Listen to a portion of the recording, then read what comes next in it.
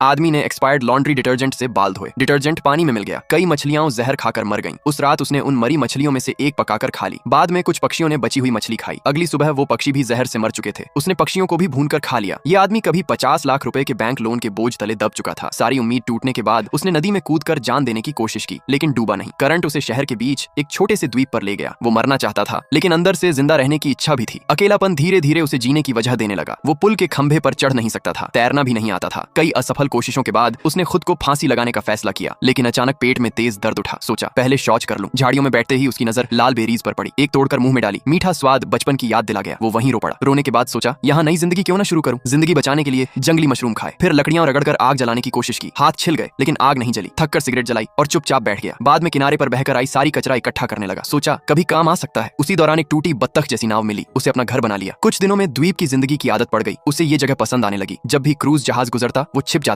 ताकि कोई न देख ले। एक दिन पुरानी सोया सॉस फ्राइड नूडल्स का पैकेट मिला। अंदर का सीजनिंग पाउडर अभी भी सही था। पैकेट पर छपी तस्वीर देखकर मुंह में पानी आ गया। उसके मन में गरम फ्राइड नूडल्स खाने की तीव्र इच्छा जाग गई। नूडल्स बनाने के लिए द्वीप से अलग अलग फल इकट्ठा किए। कुचलने के बाद समझ आया ये नूडल्स नहीं बन सकते। तभी नाव पर पक्षियों की बीट दिखी। अचानक नया आइडिया आया, अगर इनमें बीज हैं तो शायद बोकर फसल उगाई जा सकती है। सारी बीट इकट्ठा की और मिट्टी तैयार करने लगा। पुराने सूट से बिजूका बनाया ताकि पक्षी फसल न खाएं। अब सिर्फ इंतजार करना था। करीब 3 महीने बाद बीजों से छोटे पौधे निकल आए। पहली बार नई उम्मीद की किरण दिखी। वो हर दिन मेहनत करता, नियमित एक्सरसाइज करता। आखिरकार पतझड़ के अंत में फसल तैयार हो गई। बहुत सारा मक्का और अन्य फसलें काटी। मक्के को पीसकर आटा बनाया, पानी मिलाकर आटा गूंथा, कांच की बोतल से बेलन बनाया और टिन के ढक्कन से नूडल्स काटे। फिर महीनों से बचाया हुआ सीजनिंग पाउडर खोला, नूडल्स में मिलाया और कुछ और सामग्री डाली। फिर चुपचाप खाने लगा। पहला कौर लेते ही आंसू निकल आए, क्योंकि उन नूडल्स के हर कौर में उसकी मेहनत, उसकी उम्मीद और शून्य से बनाई नई जिंदगी की कहानी छुपी थी।